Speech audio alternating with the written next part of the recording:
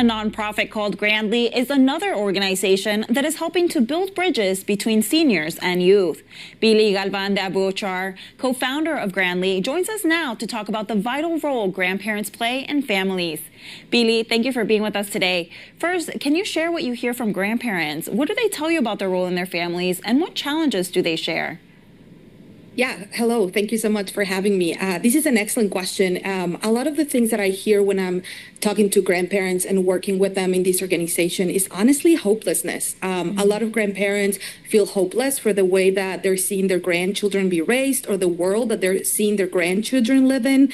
And they feel frustrated not knowing what to do. So that is like the main thing that we try to tackle, in our mission in Grandly, is to give grandparents hope, to help them bridge that generational gap between how, they were raised and how youth culture is moving right now. And we also help them in praying, thinking, and acting strategically for the welfare of their grandchildren. So for me, one of the most exciting things I've seen in my work is, having grandparents walking hopeless into one of our, seminars or before reading our book, and then having hope and a very clear strategy and tools, for what they can do for the spiritual welfare of their grandchildren.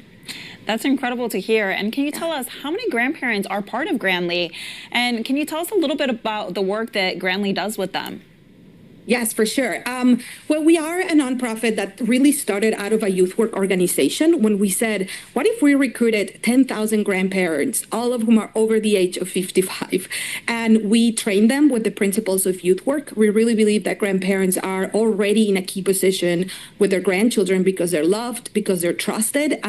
So we just want to equip them with a little bit more to really impact that. Mm-hmm. So we currently believe that we're touching around 20,000 grandparents' lives, and our numbers, show that we have about an average of 5 grandchildren per grandparent. So our goal or our metrics really focus on how many youth we are reaching, like how many young people are being touched by the gospel, in this specific case, through their grandparents.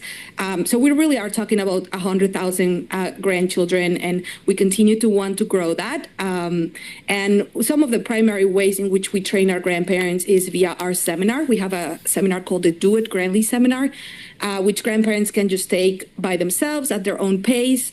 They can find the seminar on our website, or we are also helping parishes across the United States and in other countries to host seminars for their grandparents locally.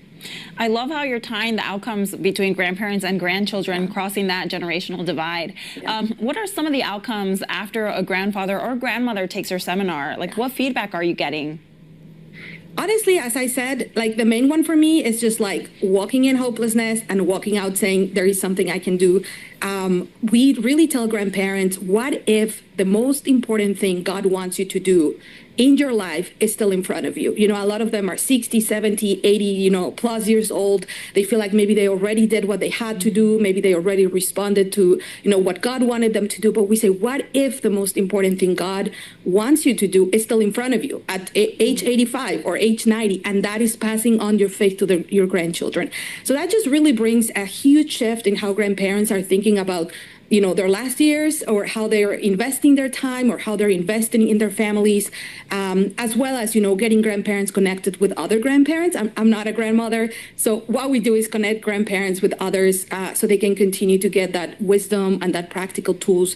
So we as well host, discussion groups with grandparents from different places so they can keep working on what the strategy is. And a lot of our encouragement, as I love the piece and the things that were said before, how can grandparents be a part of the family unit and really support their own children in raising their grandchildren, so we encourage as well a lot the working with the parents, obviously, of the grandchildren. And now, do you guys have anything special planned for the World Day of Grandparents and the Elderly?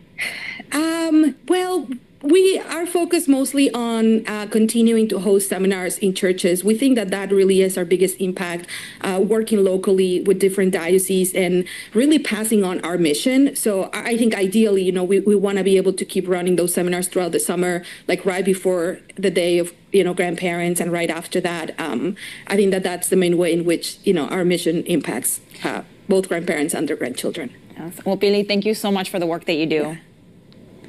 If you would like to learn more about Grandly strategic grandparenting and access their resources, you can visit grandly.org.